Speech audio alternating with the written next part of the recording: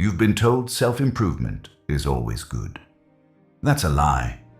Today, we're tearing down the myth that constant personal growth equals constant progress. Discover how the pursuit of a better you can, ironically, lead to a suffocating echo chamber of confirmation bias, leaving you isolated and your soul feeling empty.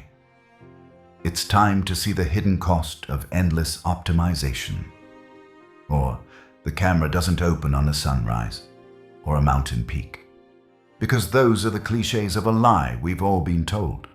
Instead, it opens on a desk cluttered with highlighters, half-empty coffee cups, and 3 different planners that all say the exact same thing.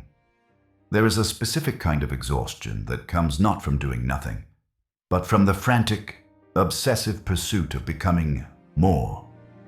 You know that feeling. The one where you're lying in bed at 2 in the morning, staring at the ceiling, scrolling through a video about morning routines while your own sleep cycle is in tatters. You feel like a project that is permanently under construction, but never actually open for business. We have entered an era where self-improvement has stopped being a tool for a better life and has started becoming a sophisticated mask for self-hatred. We call it growth. But if we are honest with ourselves in the quiet of the night, it feels more like an endless race on a treadmill where the finish line is a version of ourselves that doesn't actually exist. It starts innocently enough.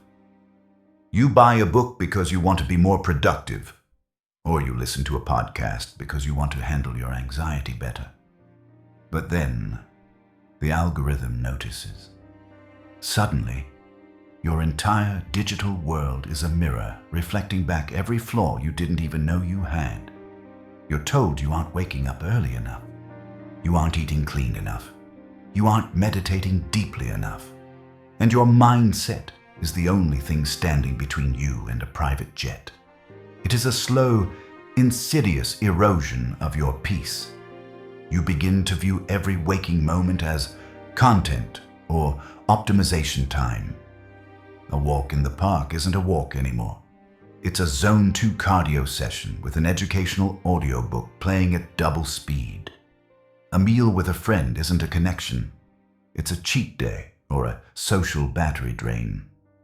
We have turned the act of living into a series of metrics to be tracked, and in doing so, we have lost the very human essence we were trying to improve in the first place. I remember a period in my life where I was so obsessed with optimizing my evening that I became too stressed to actually sleep. I had the blue light blockers, the magnesium, the journaling prompts, and the cooling mattress pad.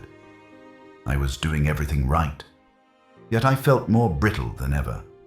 I was performing the role of a high achiever, but behind the curtain, I was a nervous wreck who couldn't handle a single unplanned phone call. That is the great deception of modern self-help.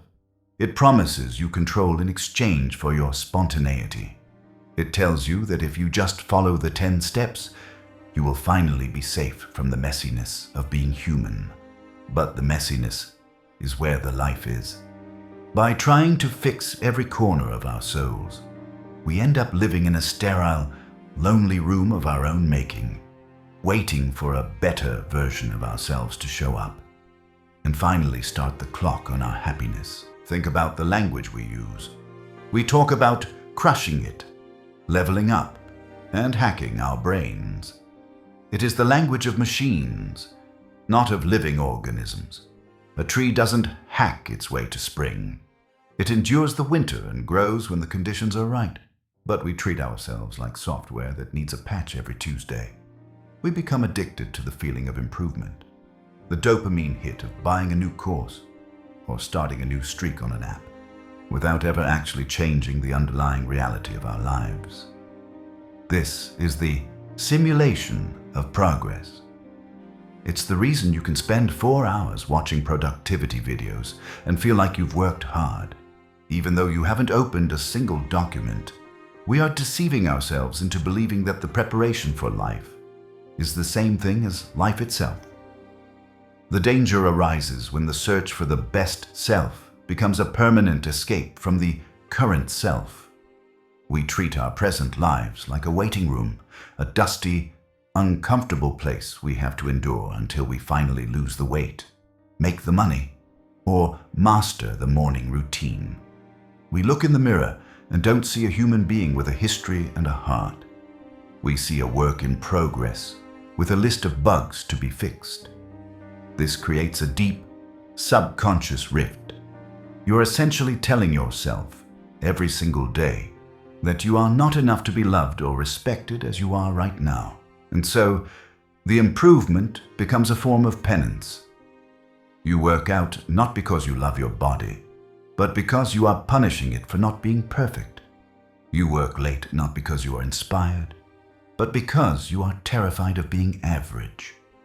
This deep, quiet rejection of our current reality creates a strange paradox. The more we improve, the more anxious we become. We are building a high-performance engine, but we've forgotten where we were trying to drive. We find ourselves standing in a kitchen at midnight, looking at a supplement bottle or a habit tracker, and feeling a profound sense of emptiness, because we've realized that no amount of efficiency can fill a hole left by a lack of self-acceptance. We are terrified that if we stop striving for just one moment, if we sit still and breathe without a purpose, the whole house of cards will come crashing down.